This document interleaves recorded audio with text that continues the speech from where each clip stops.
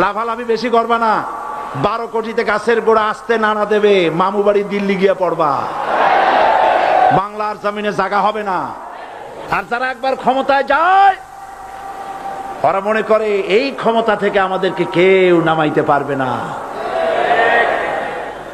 স্বৈরাচারীরা তার পতনের সমস্ত ছিদ্র বন্ধ করে, কিন্তু একটা ছিদ্র বন্ধ করতে পারে না, মনের ভুলে সে ছিদ্রটা থেকেই যায়, যেই ছিদ্র দিয়ে আসলে তার পতনটা হবে।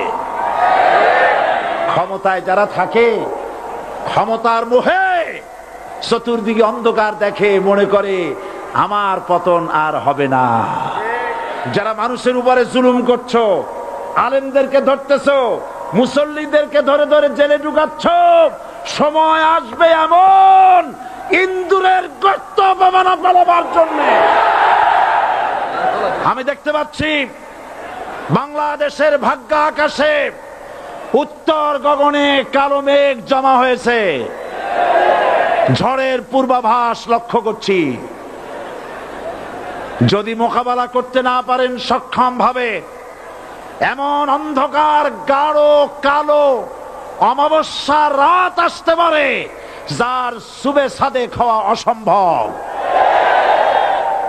সুতরাং আপনারা কি কাপুরুষের মতো কাফের মুশরিকদের গোলামি করে মরতে চান? বিড়ালের মতো 500 বছর বেঁচে থাকার কোনো লাভ নাই। সিংহের মতো 1 ঘন্টা বাঁচতে চাই। মানুষেরা মনে করে মুসলমান হওয়া খুব সহজ জিনিস। না, মুসলমান হওয়ার অর্থ হলো শাহাদাতের ঈদগাহে শামিল হয়ে যাওয়া। যারা ইসলামী শাসন চান, আল্লাহর দ্বীনকে বিজয়ী দেখতে চান, তাদেরকে অসংখ্য মানুষকে পোড়াইটের মতো জেলখানায় পুড়ে পুড়ে মরতে হবে, অসংখ্য মানুষকে ফাঁসির কাস্টে ঝুলতে হবে, গায়ের রক্ত দিতে হবে, শহীদ হতে হবে, তারপরে ইসলামের ইমারতটা কায়েম হয়ে যাবে। আমাকে রাজাকার বলে জনগণ থেকে বিচ্ছিন্ন করবা, জনগণ থেকে আমারে বিচ্ছিন্ন করা যাবে না। কারণ এই জনগণ আমার জন্য আসে না, এই জনগণ আসে আল্লাহর কোরআনের জন্য।